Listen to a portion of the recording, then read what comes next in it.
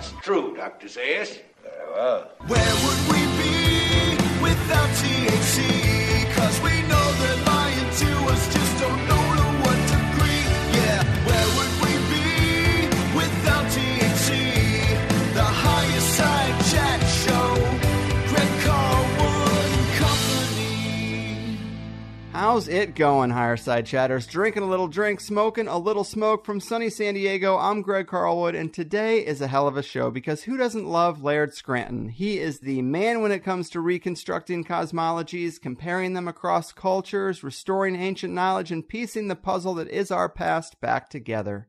Now, I know the workday is long and traffic is slow, but I only interject before the show to say that the new THC website is live. And with it, on the front page, is a new offer for a free week of THC+. If it works for Netflix, it's going to work for me, right?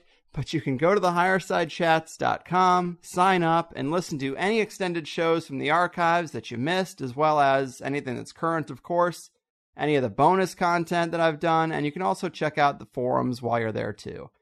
But I wanted you to know up front, just in case you wanted to do that and then listen to this show with Laird, because it is a new thing, and he's really the perfect guest to dive into it with. We talked largely through the first hour about the Dogon Tribe and their advanced, seemingly multidimensional teachers, and the second hour about the work of Velikovsky and other out-there theories about our solar system and space itself. So again, a free week trial is there for you should you be interested, and with that, let's do the damn thing. Pack your glass and park your ass, people, because we're diving right into the deep end of the pool with the man himself, Laird Scranton. Play me in, Charlie. It's the Higher Side Chats podcast, but you can call it THC. Always talking fringe ideas, digging up conspiracies. Stuff they don't want you to know, it's the stuff we want to see. That's live here on the Higher Side. It's the place for me, it's my favorite show, where the guests are great and my mind gets blown. The Higher Side, love the Higher Side. Raise your glass and toast to Carlwood, the host, on the Higher Side Chat Show.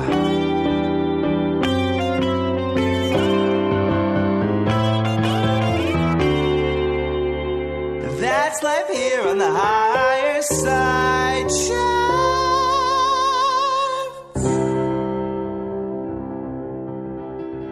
All right, Higher Side Chatters, we've seen enough from mainstream academia to know their interest lies not in the pursuit of knowledge wherever it leads, but rather in the preservation of pre-approved paradigms with a variety of so-called experts in place to thoroughly shut down any wild theories, healthy speculation, or God forbid actual evidence that suggests these narrow views must be widened.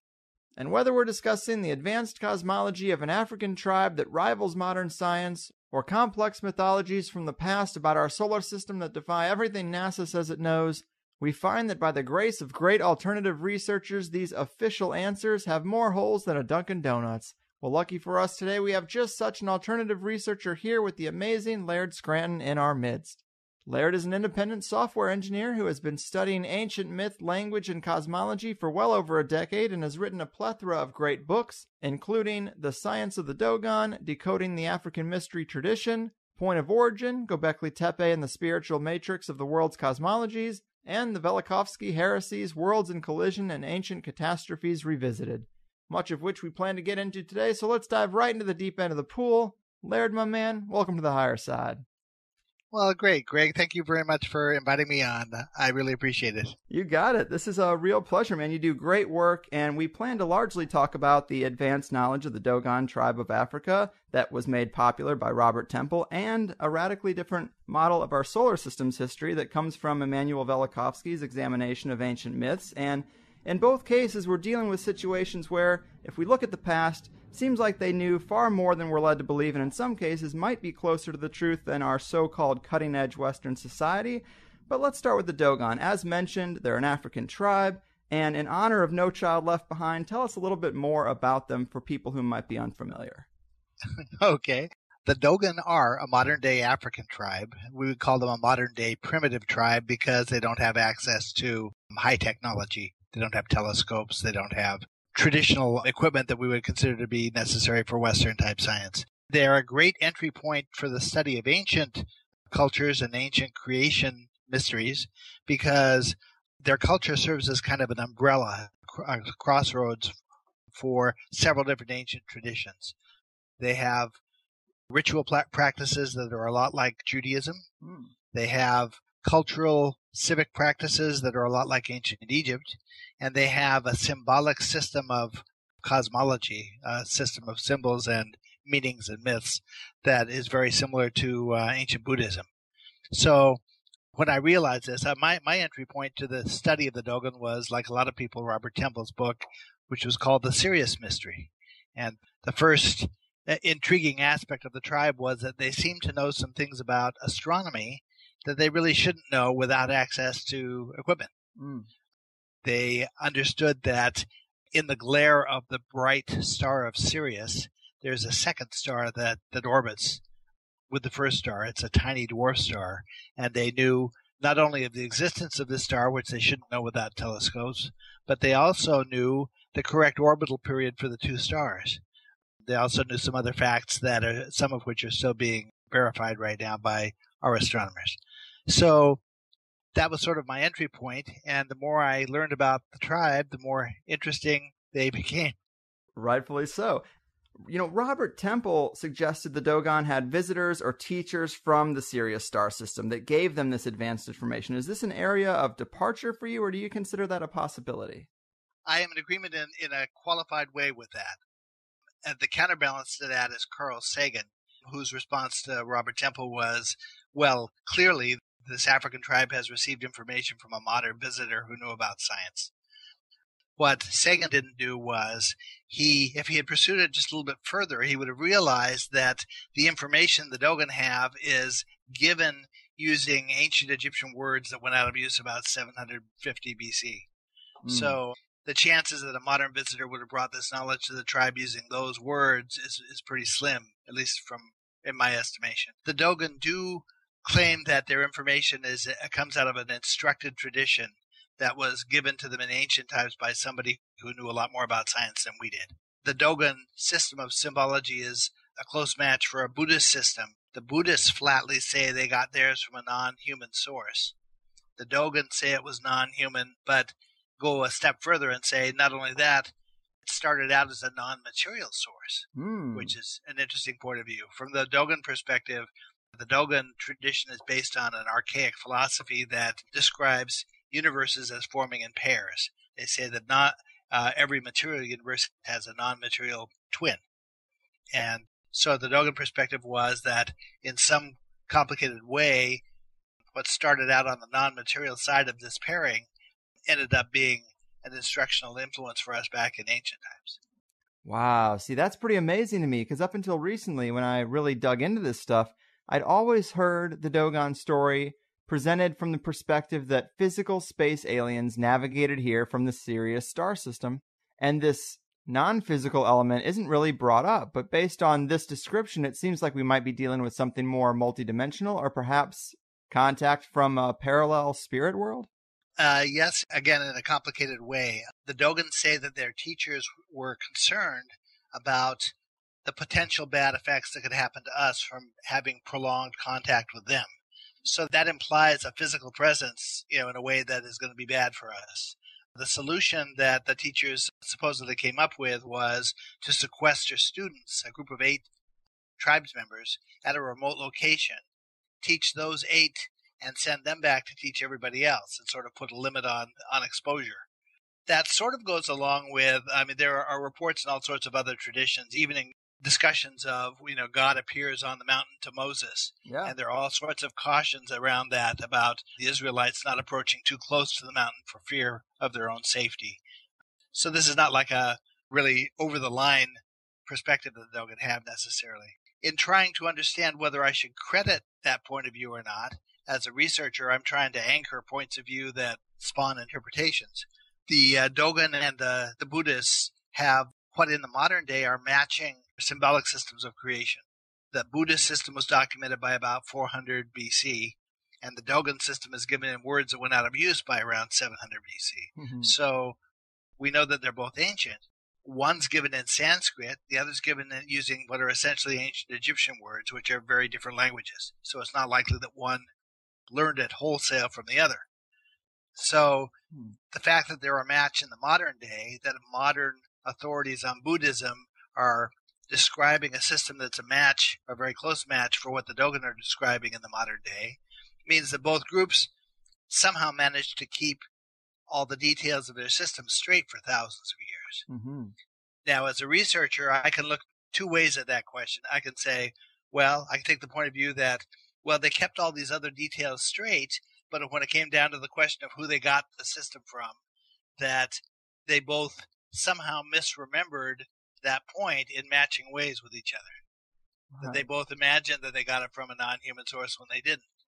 Or I can take the point of view that they kept that detail straight also, and that as a researcher I have to give some credence to the possibility that there was some non-human involvement here.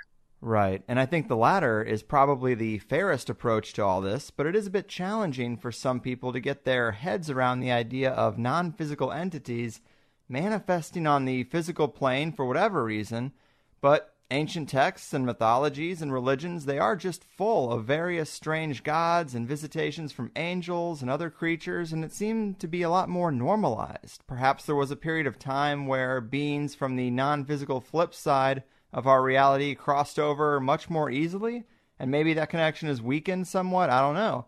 But is that a possible explanation that you entertain?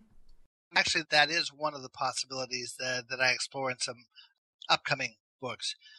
Critics of this point of view will say, well, look, if there really had been non-human involvement with humanity, why don't we have other ancient cultures talking about this? Mm-hmm. And the response to that is they're all talking about it. Every last one of them. The Egyptians flatly say they got their written language from gods who they didn't consider to be human. Mm-hmm. Pretty much every culture all around the world, when they talk about ancient times, is describing things that don't fit into our paradigm of what you would expect from normal human contact. Mm-hmm. So that really isn't an argument against the point for me. Also, the material that is being presented in this system of creation is pretty advanced stuff. The Dogon priests say that their symbols describe how their tribal god created matter. And when I started researching the tribe and what they had to say, I could see that they had definitions of things like atoms and protons, electrons, and neutrons correct. And they even had a drawing to go with the electrons that looks like a typical electron orbit. Mm-hmm. So if they had those top two components right, what were the chances that this descending structure that they were describing might also be correctly described? And so I started educating myself about structure of matter, reading Brian Greene and Stephen Hawking and popularizers of science, and realized that you could set the Dogon descriptions and their drawings side by side with descriptions from Hawking and Greene and their diagrams, and it's all the same stuff. It's intuitively a match. For really starting at waves, matter in the form of waves, all the way up to matter in the form of atoms, that they have a reasonable perspective on each of the stages in between. Mm-hmm. But the Dogon talk about things that Brian Greene and Stephen Hawking don't talk about. They talk about how is it that a simple act of perception seems to be able to transform a wave into a particle? Or what is it that preceded the Big Bang in the formation of the universe? And these are questions that, because the Buddhist and the Dogon systems are talking about these things, there's some reason to think that someone who really knew what they were talking about was involved. Right. Those are big questions about the origin of everything. And can you maybe go into, of course you gave us some details about the cosmology, but maybe we can get into a little more and really how you reconstructed it a bit, because it seems fairly complex to do. It's a pretty complicated thing to work with. I have certain advantages. Having been a software designer, well, first of all, I have a degree in English, which gave me some perspectives into language. And I studied in school, coming up to the ranks, sort of a couple of other foreign languages. I studied Spanish. I studied German. I converted to Judaism when I met my wife and studied some Hebrew. And so I had some perspectives that were linguistic and some perspectives that were symbolic from writing software. When I would write a program for a business, one of the things I came to consider was how is the guy who follows me 5 years from now going to figure out what this program is about? And there were certain techniques that I began to use so that whoever it was who followed me, maybe it was even going to be me 5 years later looking at my own program, how was I going to make it as easy as possible for them to figure out what I was talking about? You know, in math class, when they talk about variables in algebra, they train you to use X, Y, and Z as variables, which are not very informative. As a programmer, if you're writing a program that's supposed to process invoices for a business, you want the invoice number to be named something that sounds like it reflects the concept of an invoice number, or the invoice amount to have a field name that reflects that meaning. Well, I could see that in the system, the Dogon we're talking about, that someone had used those same techniques. And that said to me that I'm looking at a design system. This is not an accidental system. So knowing that it was designed gives you, or at least coming at it from the perspective that it was designed, gives you sort of a head start on trying to figure things out. As time went on, my field of study is called comparative cosmology. Right. What that means is that I compare how different cultures understand the same symbol or the same myth or the same symbolic concept. And so through these comparisons, you gain ways of getting sort of three-dimensional information about a concept you don't necessarily know everything about right at first.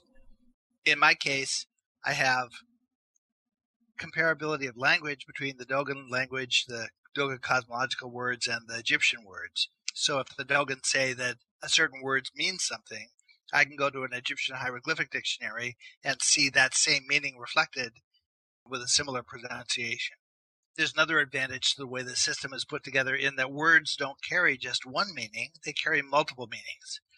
To try to explain that, in the ancient mindset, when they talk about processes of creation, they're really talking about three things simultaneously. They're talking about how the universe forms, how matter forms, and how biological reproduction happens.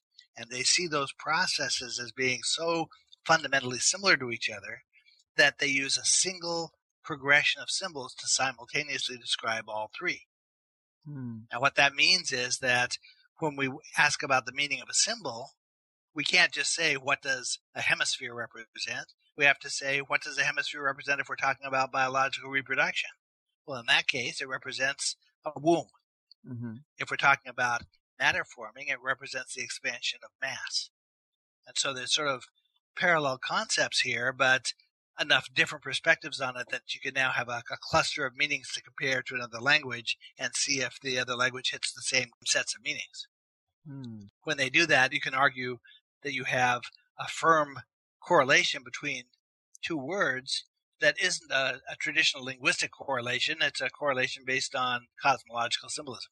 So that's one way of sorting this out, is through comparison of language. Another way is through the comparison of how specific symbols are understood in different cultures. The Dogon say this shape represents something.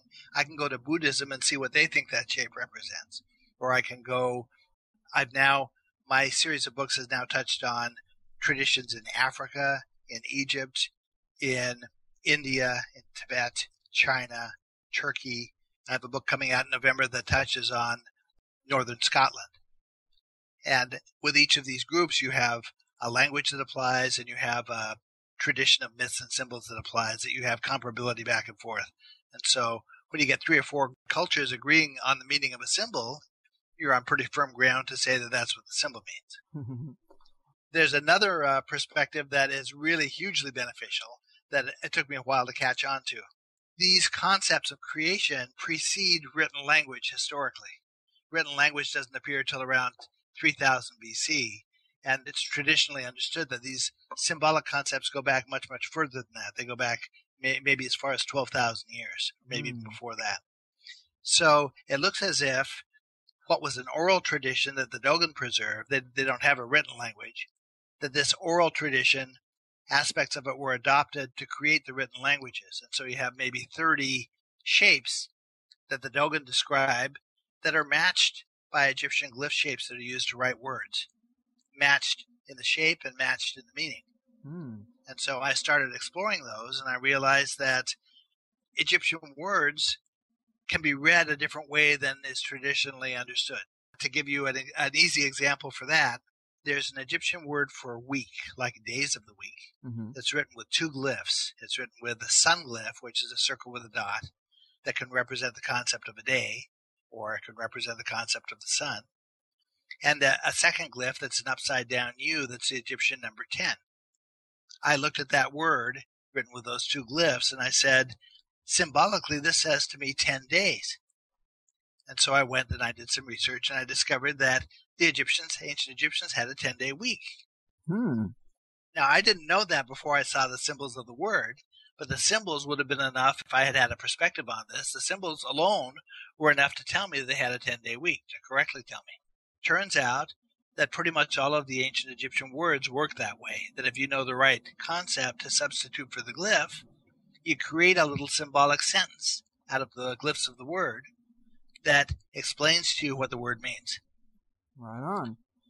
Man. Now, if you go to ancient China, and you can positively correlate their written language because they had an ancient word for week that was written with a sun glyph and the number 10, and they also had a 10-day week. Now, this is really interesting because, at the risk of jumping all over the place here, I have heard you also talk about the idea of the old calendars and the 360 days in a year instead of 365. And maybe something might have changed in our solar system within human history, which is so far off from what the mainstream would accept, that would account for these changes. Is that kind of your contention?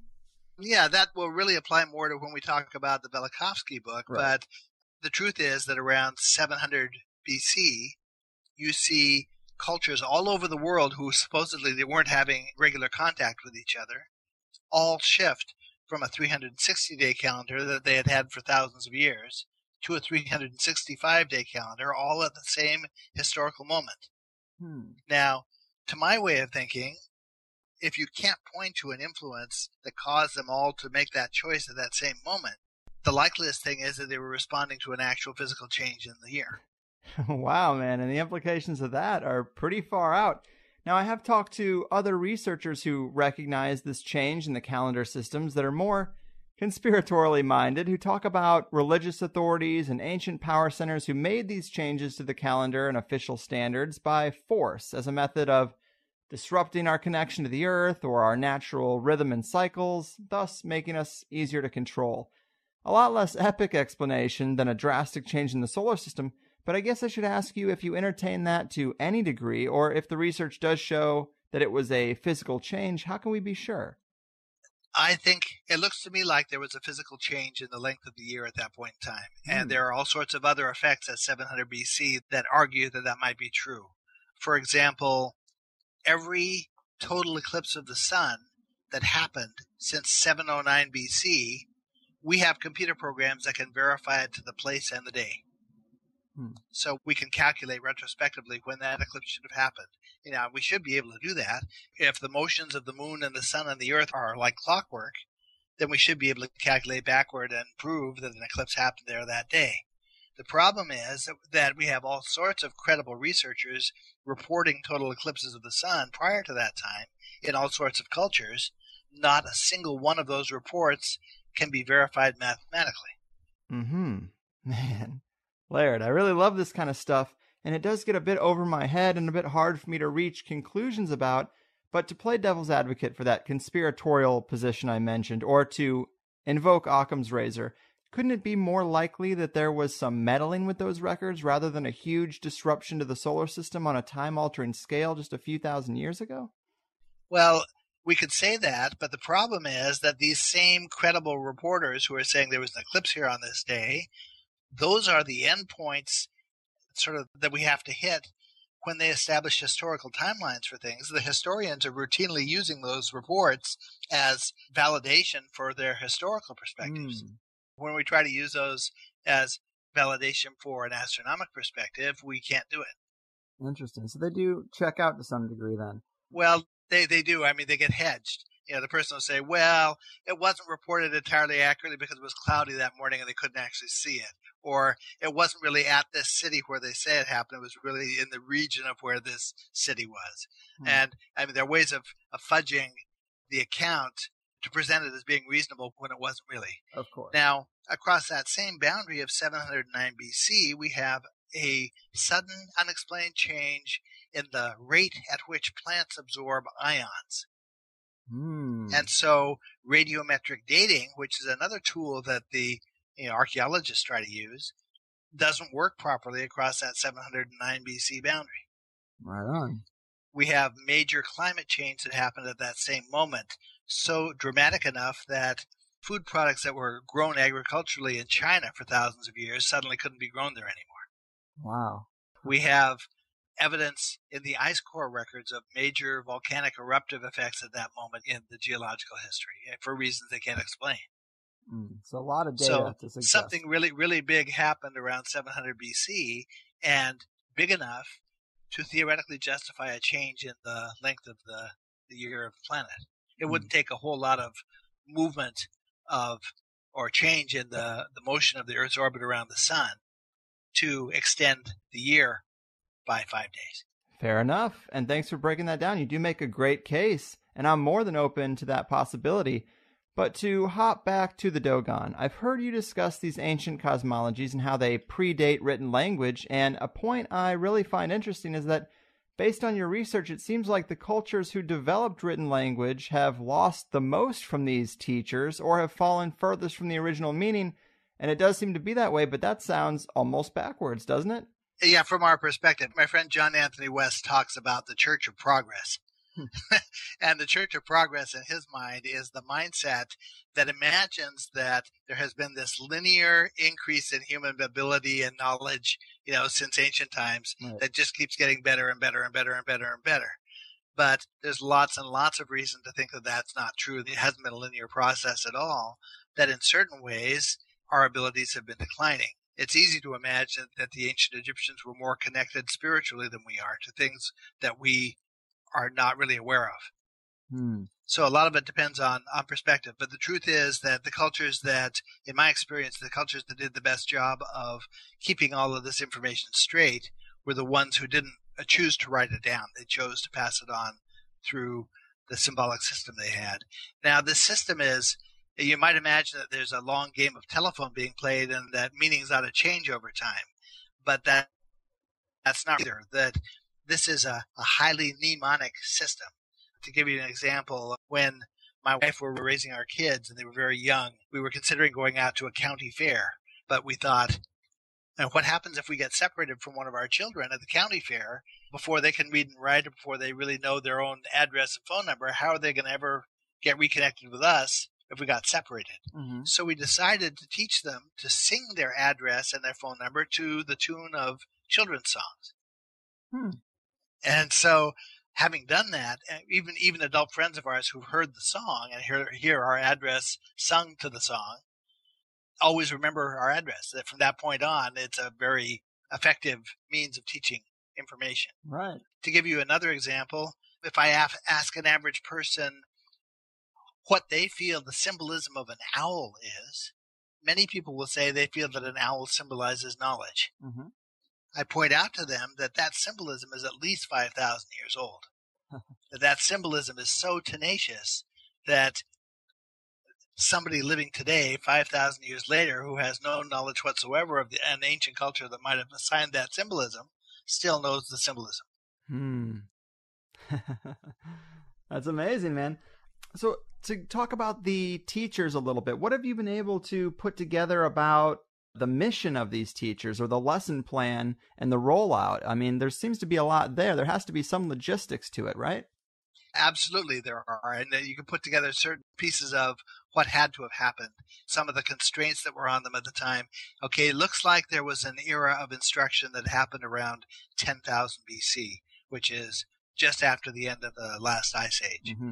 As an example, one of the first things, if you imagine that there are several goals to this instructional effort. From a practical level, what they were trying to do was help us take a step up in terms of civilization. And to put that more practically, they were trying to move us from the role of hunter-gatherers to the role of farmers. And so one of the main things that was being taught was agriculture. Well, one of the prerequisites for agriculture is being able to tell time, being able to track seasons, being able to know, be able to predict when to plant and when to harvest and things like that. So one of the first exercises that was taught, and you see this in cultures all around the world, is a set of geometry that was used to align shrines to the cardinal points, to north, south, east, and west. What it involved was, now imagine whoever was teaching this didn't have access to tools. They were going to come in and teach a class with, you can't tell them go down to your bookstore and buy measuring tools. So the geometry rests on an empty field and a stick. And the stick is planted vertically in the field, and then a line is measured that's twice as long as the height of the stick. Okay. A circle drawn around the stick, with using that as a radius. Then the two longest shadows of the day cast by the stick, the one in the morning and one at night, are marked at the point where the shadow crosses that circle that surrounds the stick. And those 2 points end up being endpoints for a line that is automatically takes an orientation of east and west. Because the sun rises in the east and sets in the west. Mm-hmm. Now, if you were to track that line every day of the year, you would see that it moves very slowly back and forth across the circle. At the equinoxes, it passes through the stick, and at the solstices, it's moved as far away from the stick as it's going to before it starts moving back. So this figure, this geometry, gives visualization to the concept of a calendar. It also gives visualization to hours of the day. It's a sundial, basically. Yeah. Okay, so whoever was putting this system together realized that they had to have a unit of measure that people could measure out. The geometry works regardless of how big or how small you measure it.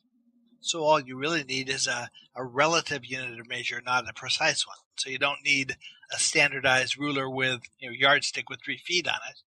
You need some method of measuring that everybody can do. Mm-hmm. And so what they came up with was the concept of the cubit.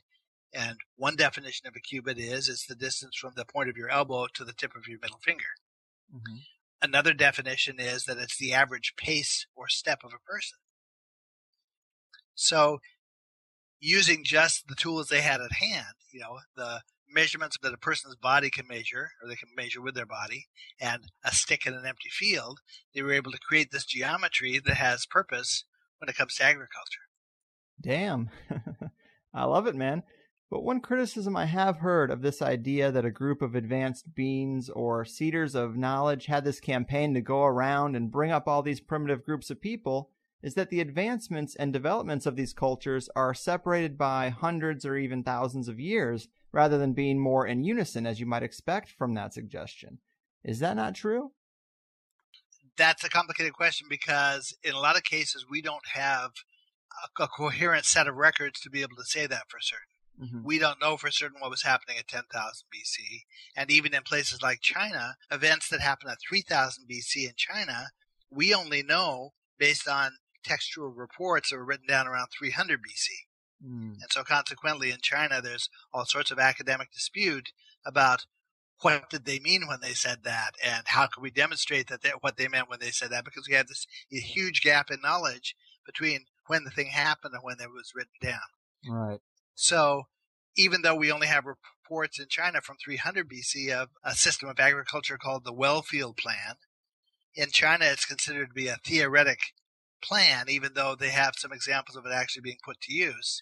You go to the Dogon country in Africa, and that exact same system of agriculture had been in use for hundreds or thousands of years. It's the official basis of agriculture for the Dogon. Well, is there a way to prove this idea maybe outside of what's been recorded, maybe by looking at the environment or the soil to try to find a genesis point that's the same across these cultures, or any other way to further this case? Well, there are ways to get at it. My book, Point of Origin, argues that there's a very ancient site called Göbekli Tepe in Turkey. It's about a 12,000-year-old site. And the only evidence we have there is multiple sets of stone pillars set in circles with carved images of animals and some symbols on them that nobody knows what the symbols mean. Mm-hmm. And so in my book, Point of Origin, I use various facets of language to demonstrate what's likely to be true about this stuff. Now, this is a fundamental problem in this field of study, that for someone who comes out of a college environment where you're expected to be able to prove things to 5 decimal points, That's not the case in this field of study. In this field of study, the most you're likely to be able to do is demonstrate the likelihood that something is true. Mm-hmm. There really is it's very rare that you can actually prove that something is true. Right. So, but what I try to do is I try to bring it down to as intuitive a statement or as intuitive a comparison as possible, so that the person who looks at that comparison and sees one thing compared to the other understands simply by seeing it that it must be a match. Mm-hmm. That's what I did with the science. In arguing that the Dogon are talking about real science, talking about structure of matter, you have so many different stages of how it's created that when you lay that side by side with the science and you see intuitive matches all the way up the scale, it becomes unreasonable to say that it's not a match. Mm-hmm. And I thought that part was really fascinating. Like you talk about 4-level codes or guidelines that help to unlock the answer, kind of like the earth, wind, fire, water being 4 stages of matter. That really was kind of mind-blowing to me. Well, that's really an interesting part of it. Now, you understand that me being a software designer, as I'm looking at this system and trying to understand it, very often I would reach a stage where I'd say, gee, if I had been the person putting this together, I would have thought to do this or that or the other thing.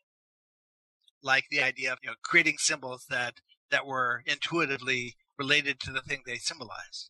Every time I reached one of those stages, I would discover, sure enough, whoever put the system together actually did the thing that I had wished that if I had been putting it together, I would have done for my own benefit. Almost to the point that it looks enough like my own work that it's sometimes confusing to me Damn. to be looking at it. But the symbols get so complicated and the meanings for the symbols get complicated enough that it's hard to track. And so they give you these metaphors to be able to put things together. The simplest one, as you mentioned, is the 4-stage metaphor of water, fire, wind, and earth. Now, from the perspective of creation of matter, water represents the concept of waves. Fire is an act of perception. Wind represents vibration. And earth represents mass or matter. Mm-hmm. So now, as you're working with these systems, if you come across a reference that's explaining things in terms of water, you can automatically infer that they're talking about an effect that happens in the first quarter of this process. There's another 4-stage metaphor that's given in terms of the animal kingdom. It begins with insects, then it moves to fish, then to 4-legged animals, then to birds. Well, you look at Egyptian deities who have animal heads, and you realize that Khepri, who is the Egyptian god who represents, from my perspective, the concept of non-existence coming into existence, that's a very, very early stage of creation. He has the head of a dung beetle, which is an insect. When you talk about written language, which is a more sophisticated concept, it's something that metaphorically belongs at the last of the 4 stages of creation.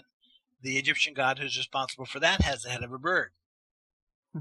So using these metaphors, you're provided with a method of interpreting without even knowing roughly where the symbolism of a particular Egyptian deity falls based on what kind of animal head he has.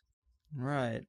So this is super interesting because when we look at ancient cultures, the mainstream considers them so primitive and that they didn't really know things. And the reason they talk in these symbols and allegories is because they just didn't have the proper understanding. But the flip side of that could be that if an advanced culture is trying to come around and teach a more primitive culture, these are the terms in which you teach, like we've been talking about. And so it's not about the limited understanding of people that are in these tribal situations, but it's more about how do you transmit these concepts to them in the best way for them to understand it. Like you might talk to a kid about where babies come from. It might be accurate, but you're probably not going to get into the nitty-gritty details of sex. So there's kind of a little bit of a switch there when you think about why these cultures talk in such allegory. That's right. Also, you imagine that if we went someplace trying to teach a different culture about things that we understood, we would start out trying to teach them in the way that was most natural to us. Mm-hmm. Now, in order to understand, the point I'm trying to get around to is there are performance shows with dolphins that happen like in Florida at SeaWorld, Ocean World, and places like that. And in some of these places, the trainers will allow the dolphins during the show to have a period of sort of a freestyling time where they decide for themselves what stunt they want to do or what what the next thing is they want to do for the entertainment of the audience. Mm-hmm. Now, what happens is that two dolphins performing together will leap into the air and then dive under the water, and in the time it takes them to flip around and come back out and leap out of the water again, they're on the same page with each other as to what stunt they're going to perform. Now, some kind of communication is happening between the dolphins in that short amount of time to get them on the same page about that so the next stunt happens in sync. Yeah. Now, what they're doing is they're using sound, basically, to create an image underwater.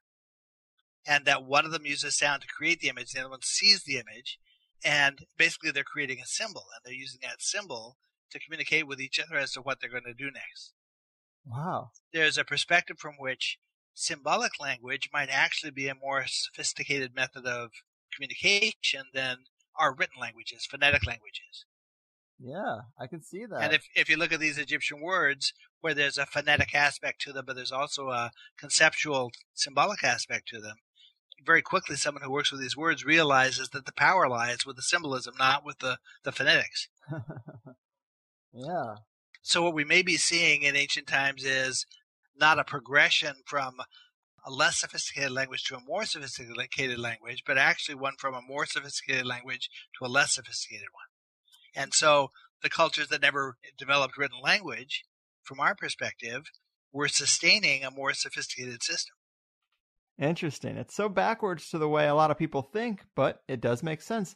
Another thing I'm curious about is that I get why these teachers would school the Dogon on agriculture and the structure of reality, because these things are relevant to the Dogon situation. But why teach this African tribe about Sirius A and B? This gets to be complicated. We have parallelism between three symbolic themes, at least three of them. How the universe forms, how matter forms, and how biological reproduction happens.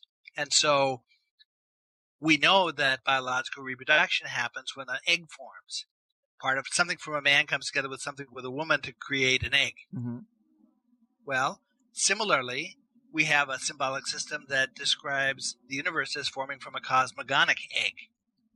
And in the Dogon mindset, matter begins with something called the egg in a ball. It's a figure that looks like an Egyptian sun glyph. So we have parallelism of this symbol of the egg up and down the scale. Mm-hmm.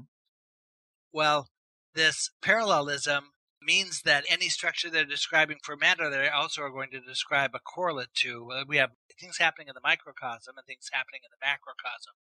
To give you an example, the first permanent structure of matter that gets created according to the Dogon, this is a structure that exists at every point in space and time, can be thought of as a little spiral, a little vortex, a little tiny, like a whirlpool. Mm-hmm. The correlate to that in the macrocosm, the one that is in our region of the universe that we have immediate access to if we want to know that it's there, is a spiraling birthplace of stars that's so faint, it emits such a faint amount of light that it's not obvious to us that it's even sitting there. It's called Barnard's Loop, and it's a spiral that centers on the belt stars of Orion. And that loop, that spiral, is the macrocosmic correlate to this microcosmic spiral the Dogon says exists. Now, there's a similar effect happening with Sirius, that there's a structure that relates to matter that's very important, that is a conceptual correlate to something that's going on with the Sirius stars. And so Sirius becomes important in the tradition because of that relationship between those two things.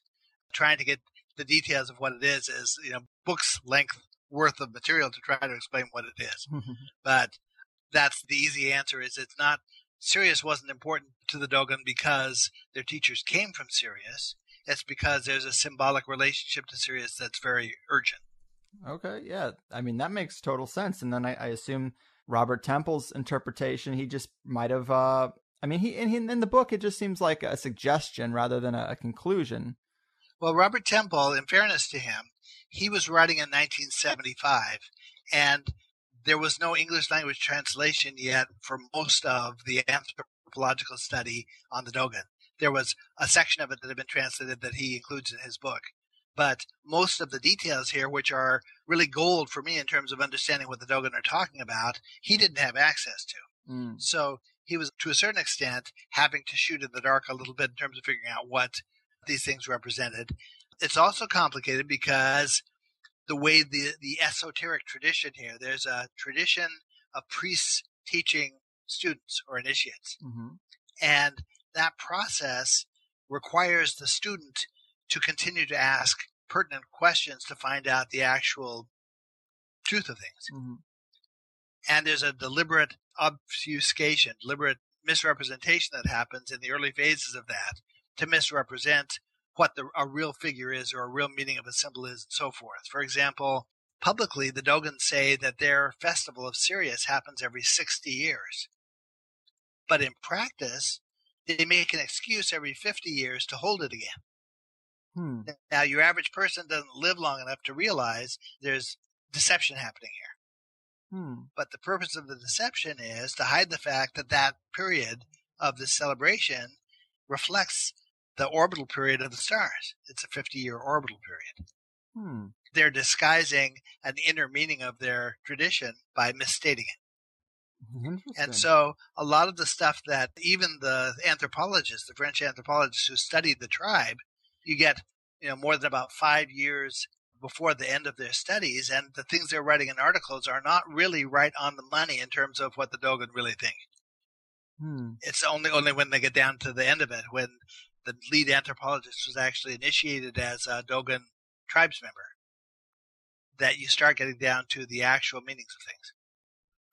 Now that I love. And I wonder how they came up with such a system, because that has serious parallels to the way esoteric groups and secret societies operate and preserve their knowledge with these levels of initiation and understanding. That's right. That's true.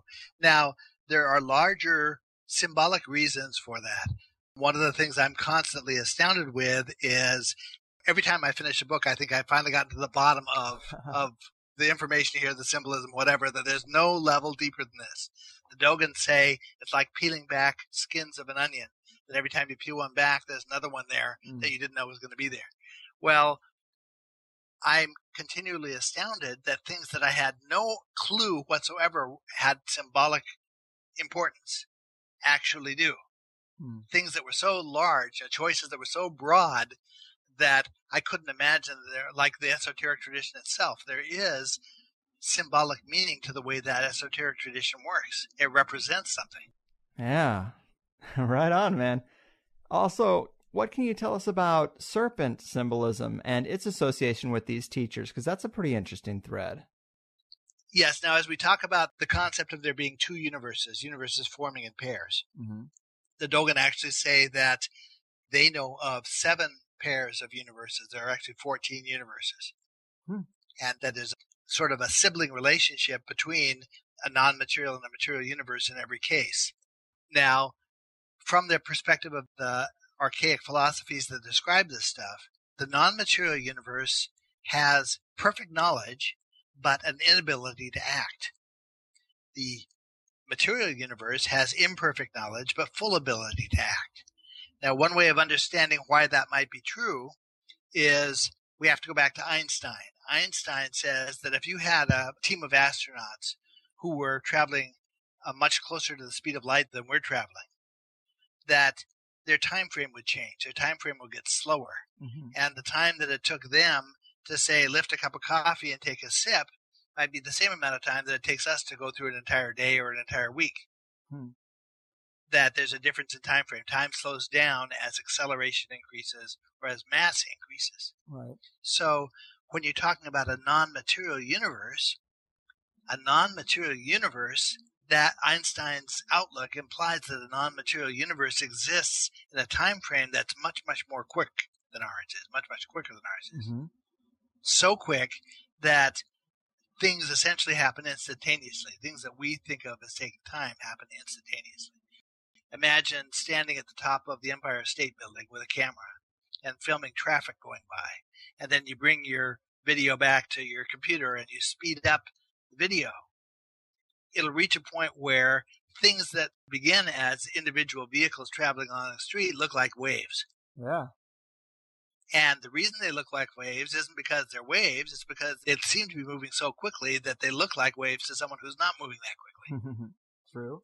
Well, that's sort of what's happening here. And if you imagine that the non-material side exists in an infinitely quick time frame, there's no opportunity to do something. There's no moment to do something. You don't have an interval of time long enough to actually accomplish something. Makes sense. So that's the outlook. Now, one of the symbols of the non-material side, because of that wave effect, is a serpent. A serpent moves in waves, in the form of waves. It does. Compared to us.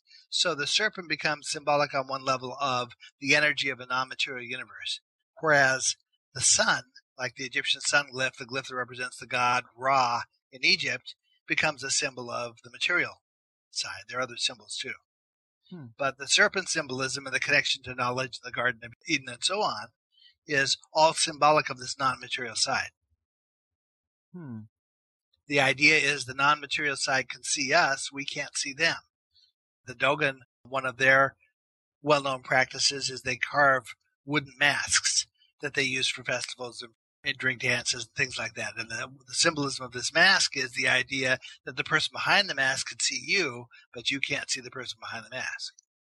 Now, another aspect of this, the archaic philosophies that talk about these universes, is that there are routine attempts being made from the non-material side to communicate to the material side.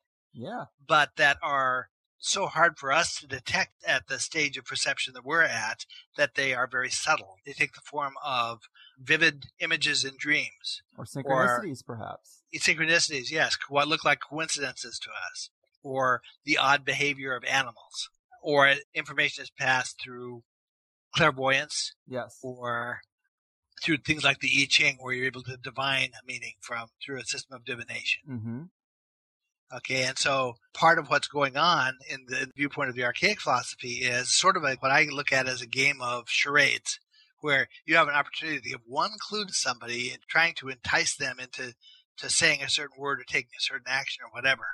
That's kind of what I see going on between these two universes, is ongoing routine attempts to induce an action that the non-material side can't take for itself based on a clue. Boom. Well said, man. I love that idea.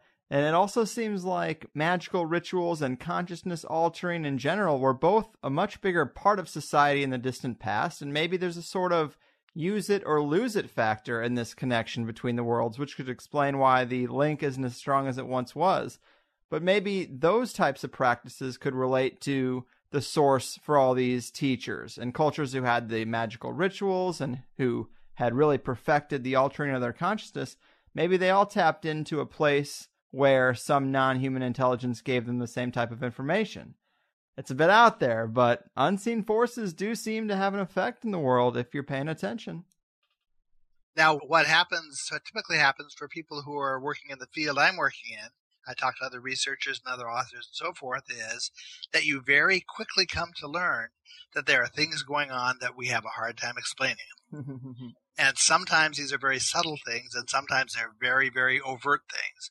When I was researching my first book, I didn't even know I was researching a book. I thought I was just keeping notes for myself of what I was learning and tried to keep them organized. But I was following Robert Temple's bibliography in his book, The Serious Mystery, and I reached a point where I realized there was a particular textbook I needed. But this was before you could go online and search for an out-of-print book. All right. And so I had exhausted all the sources I knew about, all the local and regional sources for used books, and nobody had the book. And I had gone to new bookstores, and they couldn't get the book. I had even gone to the Vassar College Library, to their interlibrary loan service, to see if they could borrow the book so that I could look at it. And they couldn't get it for me. And I finally came back to my wife, Risa, one day, and I said, well, it looks like I'm not going to be able to get that book I need. So a few days later, a box turned up on our back doorstep. My wife had an aging cousin who lived in Queens, New York, in a small apartment. And every so often, he would get it in his head to divest himself of a bunch of random crap, just to make some space in his apartment. And in this box, you had things like, Flags of Europe, a book on flags of Europe, or a pamphlet from someplace he visited, or hot mitts for an oven, or just a random set of crap. But in and among this random set of crap was my book, the book I wanted. Damn. Now, The he had spirits no are idea pushing you along. He had no idea I was interested in the subject, and when she asked him about it, he couldn't even remember actually having a copy of the book. Now, that's a very tangible outcome that you can say this is a coincidence.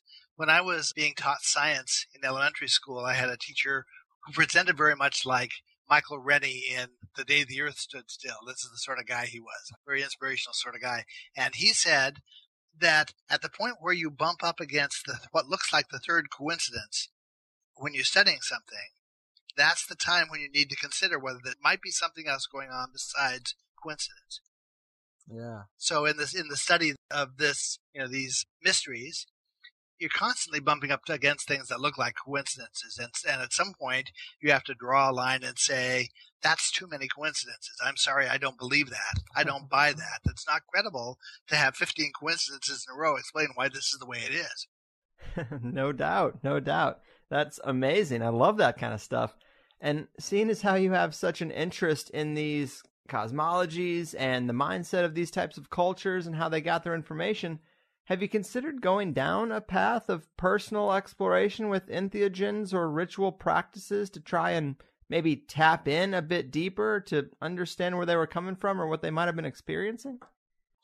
That's one way to go about it. There are like Kabbalist references that categorize different connections, different types of connections people seem to have to this esoteric information and how they get it.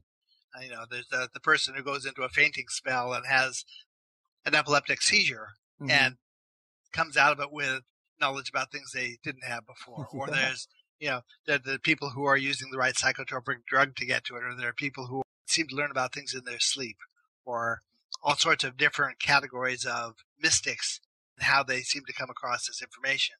The category I seem to fall into is one that's referred to as a pure mystic. This is a person who, just through the course of everyday life, seems to come up with insights that relate to cosmological studies as needed. And that's sort of the way it happens for me, is that in really interesting ways. Just before I wrote the book Point of Origin, I thought I was researching a half a dozen different questions about language for different people I knew, and I thought they were unrelated questions. One morning, I solved all 6 questions within about an hour's time, and the resolution to those questions involved an Egyptian hieroglyphic word. All 6 words came from the same column of the same page of the Egyptian hieroglyphic dictionary. And the 7th word is the word that opened up the door for me for that book, Point of Origin. Wow. Man, the muse was helping you. Yeah, I mean, when things like that happen, you sort of have to look at the process as being at least a facilitated one, if not, whatever. Yeah. Anybody who's in this field of work has stories. I was at a conference last summer, a year ago. A woman sitting in front of me as I was listening to a presentation, turned around during a quiet moment, and she asked if I would be willing to look at a symbol for her. And I told her, sure, I would be happy to. So during the break, she and her husband find me, and they bring me 2 photographs of the same symbolic shape.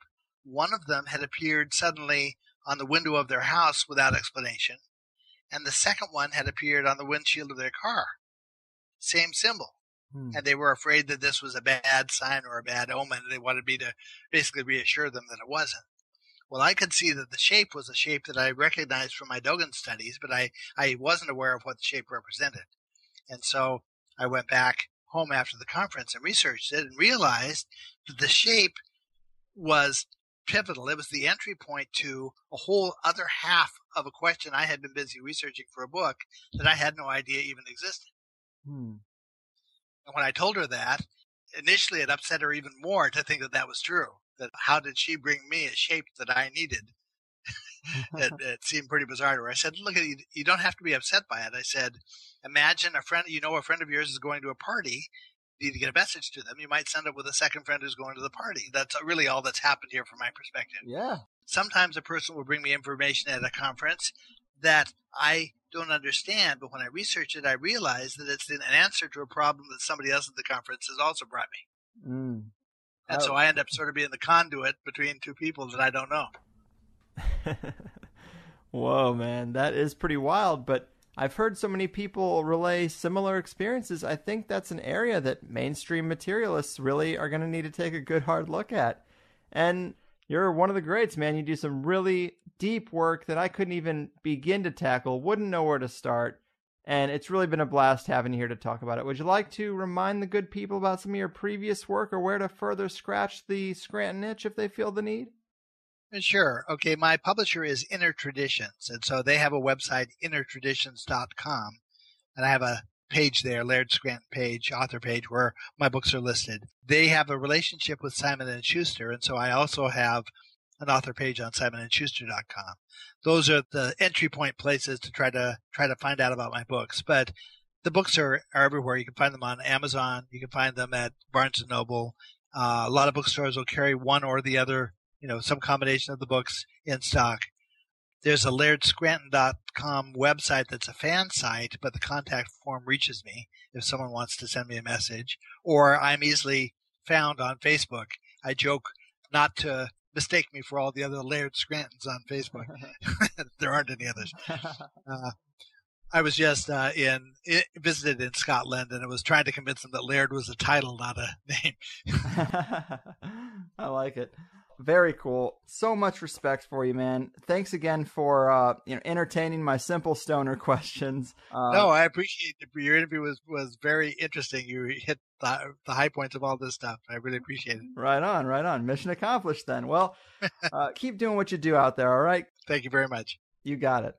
Sweet Jesus and hallelujah, people. I hope you liked that show. I actually love getting into the ancient stuff. There's just so many mysteries, and there's more than enough evidence to know the story doesn't fit with what we're taught in school, with what the history books show. There's a lot being covered up, and we really just don't know a goddamn thing.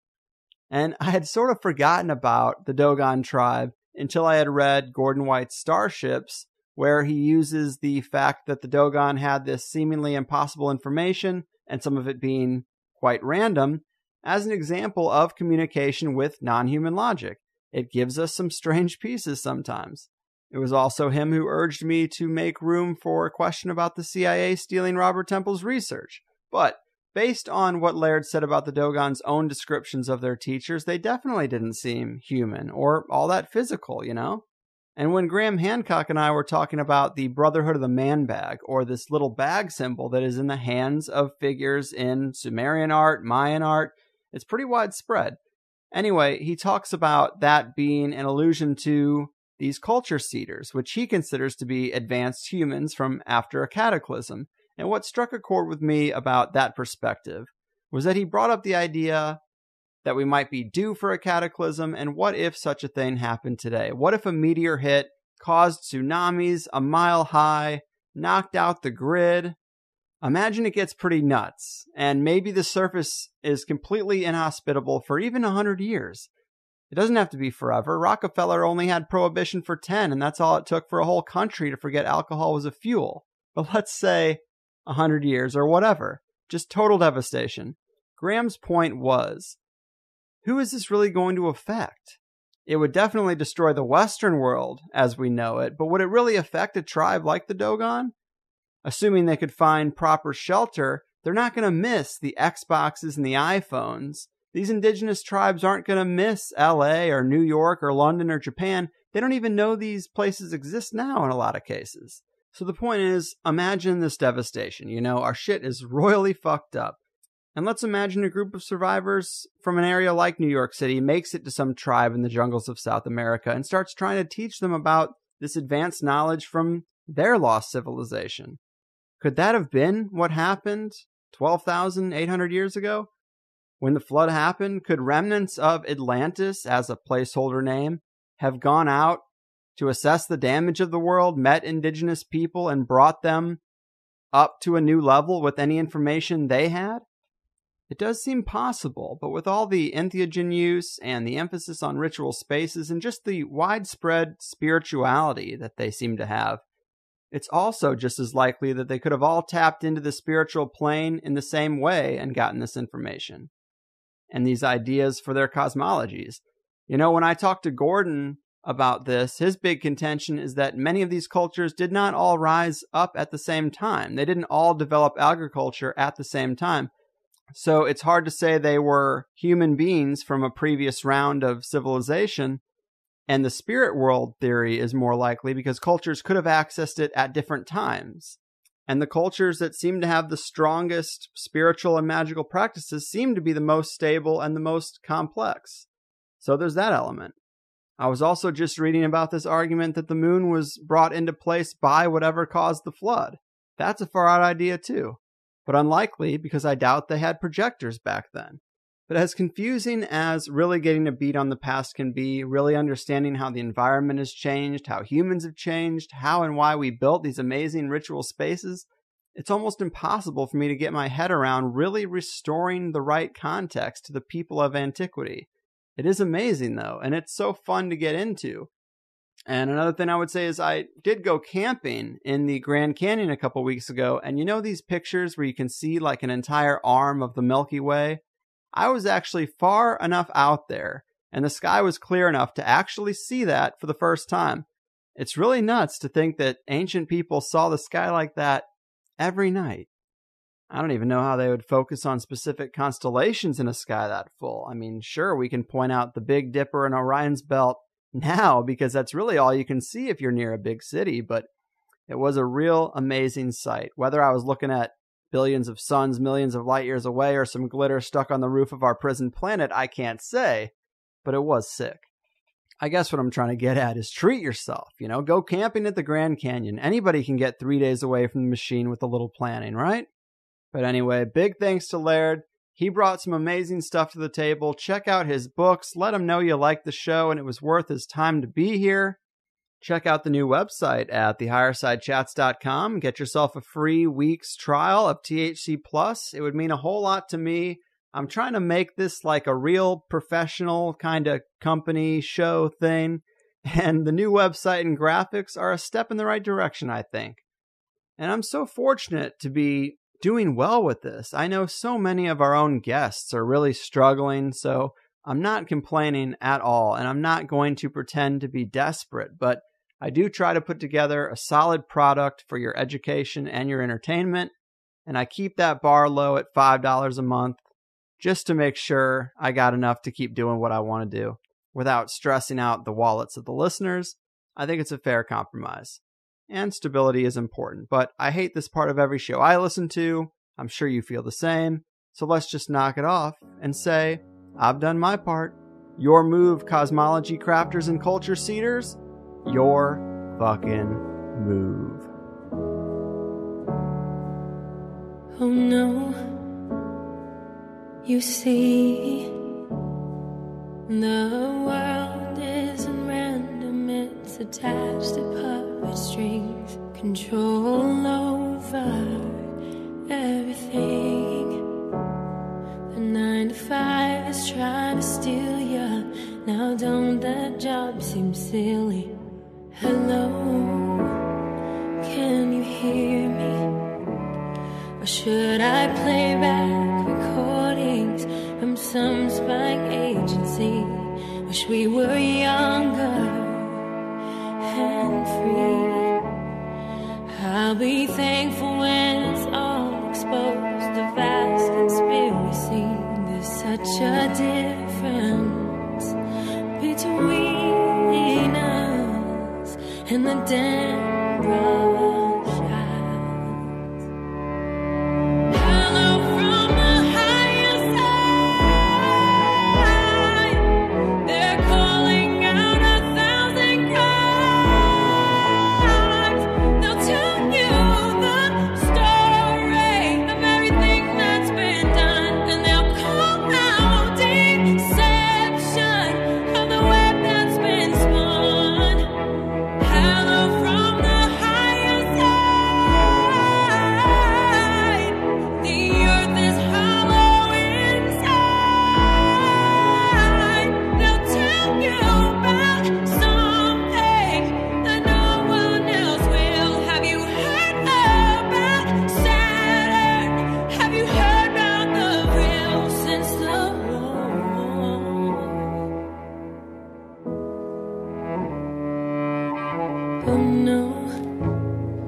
they're cartoons. It's so typical of me to talk about this stuff. I'm sorry, that's good and well. Did you ever hear the argument that nothing really happens? It's no secret, and that the best is plus. It's doubling your time.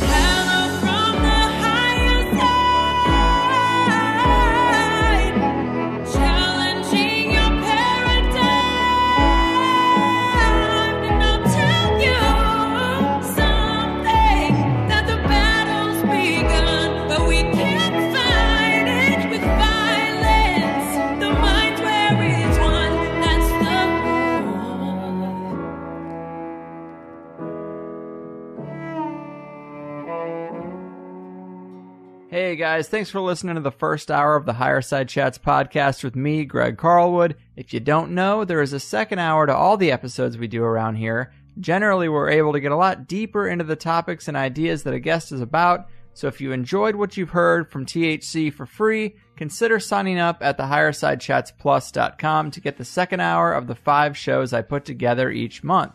I never really wanted to be a paid subscriber podcast, but I really hate the idea of spending airtime promoting some product that's completely unrelated and telling you the best way to support the show is to buy an audiobook or new underwear by mail or something crazy like that. So instead, if you like the show, double your time with it for $5 a month and let's cut out all the other shit.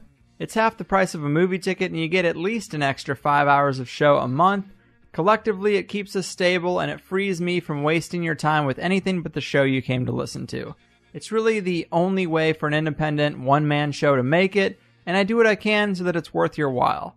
Since we started this, I've always tried to use the subscriptions to improve the podcast and make signups more advantageous. It started with just a second hour for the main show, but now we've got a nice forum going where people can get deeper in conversation about the episodes with other listeners, submit a candidate in the guest request thread, or share their own personal projects to get out of the soul-crushing 9-to-5 cog-in-the-wheel life on the entrepreneurs thread.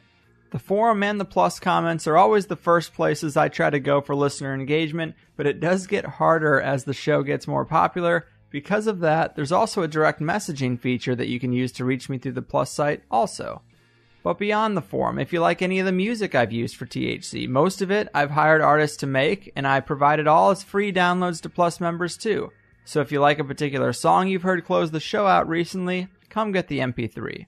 I should also mention that if you don't like the idea of paying $5 recurring every month, I get that. You can buy 3 months, 6 months, or a year up front and just be done with it. I have plenty of listeners who send checks and money orders to the P.O. Box too. I try to make it as easy for people as I can, and you can read more about it on the sign-up page. Also, be sure to check out the FAQ help page on the Plus site if you have any questions or concerns about how to listen to a password-protected show on your devices. I've highlighted a lot of great solutions, and one of those would be the iPhone app that just recently hit the Apple App Store.